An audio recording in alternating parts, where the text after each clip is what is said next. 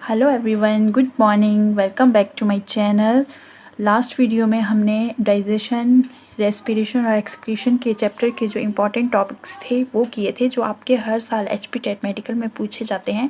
आज हम next chapter करेंगे, चैप्टर्स के कुछ इम्पॉर्टेंट टॉपिक्स करेंगे जो आपके एचपी टेट मेडिकल में पूछे जाएंगे। तो सबसे पहले लोकोमोशन और मूवमेंट्स के बारे में देखेंगे। इसमें आपको टाइप्स ऑफ मूवमेंट पढ़ने हैं, इनके एग्जाम्पल्स पढ़ने हैं, टाइप्स ऑफ मस्कुलर टिश्यू पढ़ना है, प्रॉपर्टीज़ ऑफ मसल पढ़ना है और मसल प्रोटीन पढ़ना है। यहाँ से भी 1 मार्क का क्वेश्चन पूछ लिया जाता है। इसके बाद आपको मैकेनिज्म ऑफ कॉन्ट्रैक्शन पढ़ना है और मसल फटीग पढ़ना है। मसल फटीग के बाद आपको ह्यूमन स्केलेटल सिस्टम के बारे में पढ़ना है। ह्यूमन स्केलेटल सिस्टम में आपको एक्सियल स्केलेटन पढ़ना है, अपेंडिकुलर स्केलेटन पढ़ना है और टोटल बोन्स जितनी भी पूरे स्केलेटल सिस्टम में पाई जाती हैं उन सभी के बारे में आपको पता होना चाहिए। इसके बाद टाइप्स ऑफ जॉइंट पढ़ना है, 1 मार्क का क्वेश्चन पूछ लिया जाता है और यहाँ से तो बहुत सारे क्वेश्चन पूछे जाते हैं और हर साल यहाँ से क्वेश्चन पूछा जाता है।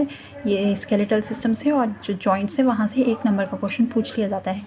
इसके बाद स्केलेटल और मस्कुलर डिसऑर्डर पढ़ने हैं, मोस्ट इंपॉर्टेंट है, यहाँ से भी 1 मार्क का क्वेश्चन पूछ लिया जाता है। देन इसके बाद नेक्स्ट चैप्टर पे आते हैं, न्यूरल कंट्रोल और कोऑर्डिनेशन के इंपॉर्टेंट टॉपिक्स देखते हैं कि आपको कौन कौन से स्टडी करने हैं। सबसे पहले आपको types of nervous system in different groups of animal पढ़ना है।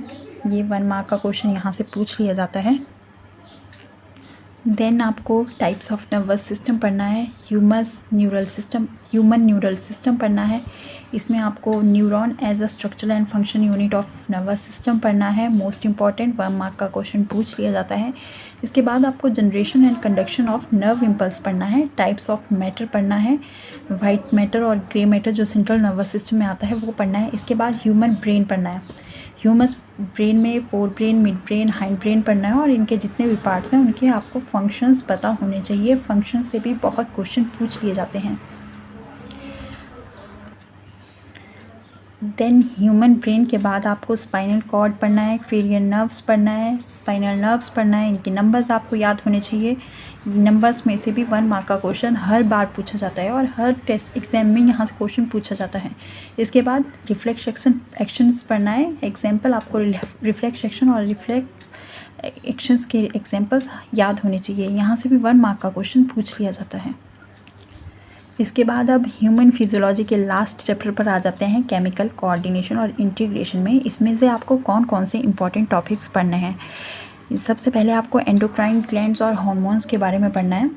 ह्यूमन एंडोक्राइन सिस्टम पूरा पढ़ना है आपको। यहाँ से जितने भी हार्मोन्स इस चैप्टर में आते हैं वो आपको पूरे पढ़ने हैं। हार्मोन्स से भी क्वेश्चंस हर एग्जाम में पूछे जाते हैं। हाइपोथैलेमस से जितने भी हार्मोन्स सिक्रेट करता है वो पढ़ने हैं। पिट्यूटरी ग्लैंड पढ़ना है, पीनियल ग्लैंड पढ़ना है, थायराइड ग्लैंड पढ़ना है, पैराथायराइड ग्लैंड पढ़ना है, थाइमस पढ़ना है, एड्रिनल ग्लैंड पढ़ना है, पेनक्रियास पढ़ना है और इनके पिट्यूटरी ग्लैंड, इनमें से जो मोस्ट इंपॉर्टेंट है पिट्यूटरी ग्लैंड है, थायराइड ग्लैंड, पैराथायराइड ग्लैंड और ये किए एड्रिनल ग्लैंड। यहाँ से क्वेश्चंस हर बार पूछे जाते हैं।